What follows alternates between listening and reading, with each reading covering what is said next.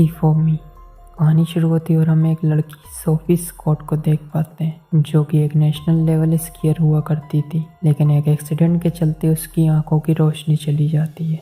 अब हम देख पाते हैं कि सोफी किसी के घर जा रही होती है जो कि पहाड़ी इलाके में होता है। दरअसल उसे एक काम मिला होता है जिसमें उसे एक घर पर बिल्ली का ख्याल रखना होता है, क्योंकि उस घर की मालकिन डेबरा, जिसका अभी डाइवोर्स हुआ, वो कहीं घूमने जा रही होती है। उसके जाने के बाद सोफी अपने दोस्त कैम के पास वीडियो कॉल करती है, जिसकी मदद से उसे घर की सभी लोकेशंस का पता चलता है।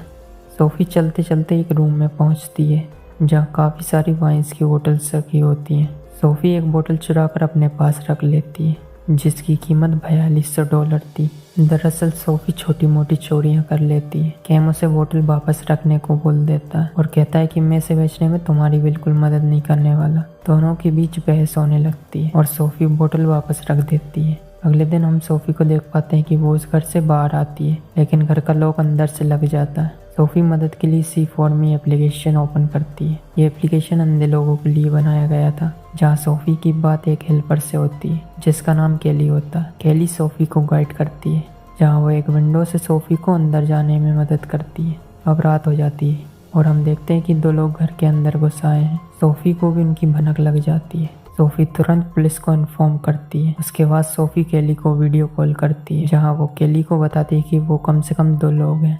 सोफी घर से बाहर जाने की कोशिश करती है, लेकिन एक और आदमी उसे पकड़ लेता है और सोफी का केली के साथ वीडियो कॉल भी कट हो जाता है। दरअसल ये 2 नहीं 3 लोग होते हैं। अब तीनों अपने बॉस को कॉल करते हैं। दरअसल ये तीनों किसी और के लिए चोरी करने आए होते हैं। उन्हें पता लगता है कि ये एक अंधी लड़की है जो यहाँ एक बिल्ली का ख्याल रखने आई है। उन तीनों का बॉस कहता है कि 7 मिनट में वहाँ पुलिस आने वाली है, सब सबूत मिटा दो और वहाँ से निकलो और उस लड़की को भी छोड़ दो, वो हमारे बारे में कुछ नहीं जानती। अब पुलिस आने ही वाली होती है। तभी सोफी कहती है कि मैं कुछ कर सकती हूँ। दरअसल सोफी भी उस चोरी में हाथ मारना चाहती थी और वो कहती है कि मैं पुलिस को वापस भेज सकती हूँ, लेकिन मुझे भी एक हिस्सा चाहिए, जिस पर उन लोगों का बॉस 5% हिस्सा सोफी को देने के लिए तैयार हो जाता है। अब सोफी पुलिस को कॉल करती है और कहती है कि मुझसे गलती हो गई थी, लेकिन पुलिस ये कंफर्म करने के लिए एक ऑफिसर को वहां भेज देती है, क्योंकि कानून कहता है कि एक ऑफिसर को चेकिंग के लिए जरूर भेजना चाहिए, चाहे वो सामने वाले की गलती क्यों ना हो। थोड़ी देर बाद वहाँ एक पुलिस ऑफिसर आती है और घर की तलाशी लेकर जा ही रही होती है। तभी उस ऑफिसर के पास उसके डिपार्टमेंट से कॉल आता है। वो लोग बताते हैं कि वहाँ कोई ना कोई ज़रूर है। दरअसल केली ने भी पुलिस को सब कुछ बता दिया था। अब वो ऑफिसर वापस घर के अंदर आती है और उन तीनों से बाहर निकलने को कहती है। वो तीनों बाहर आते हैं। पुलिस ऑफिसर और उन तीनों की भी झड़प हो जाती है, जिसमें पुलिस ऑफिसर पर गोली चल जाती है और ऑन द स्पॉट मर जाती है। इसी बीच सोफी अपना मोबाइल फ़ोन और गन उठाकर वहाँ से निकल लेती है।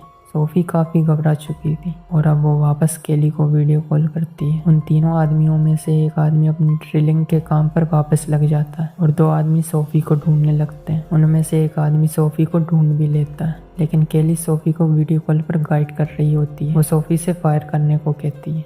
सोफी भी उस आदमी को गन से शूट कर देती है। गन की आवाज़ सुनकर वो दूसरा आदमी भी वहाँ आ जाता है। सोफी उसे भी मार देती है। दोनों ही लोग मारे जाते हैं, लेकिन अभी भी तीसरा आदमी बचा होता है। उसे इस चीज़ की बिल्कुल भी खबर नहीं होती है कि उसके 2 साथी मारे जा चुके हैं, क्योंकि वो ड्रिलिंग का काम कर रहा होता है। अब सोफी उस तीसरे आदमी के पास जाती है जो कि लॉकर को ड्रिल मशीन की मदद से खोल रहा होता है और वो उसे खोल भी लेता है, जिसमें $7 मिलियन होते हैं। सोफी उसे गन पॉइंट पर ले लेती है। वो आदमी घबरा जाता है और सोफी से कहता है कि मैं मेरा हिस्सा लेकर जा रहा हूँ और सब कुछ तुम रख लो। केली सोफी को शूट करने को कहती है, लेकिन इतने में सोफी का मोबाइल डिस्चार्ज हो जाता है। सोफी उस आदमी से कहती है कि हम पुलिस का इंतज़ार करेंगे, लेकिन वो आदमी वहाँ से भागने की कोशिश करता है। सोफी आवाज़ सुनकर उसी डायरेक्शन में शूट कर देती है और वो तीसरा आदमी भी मारा जाता है।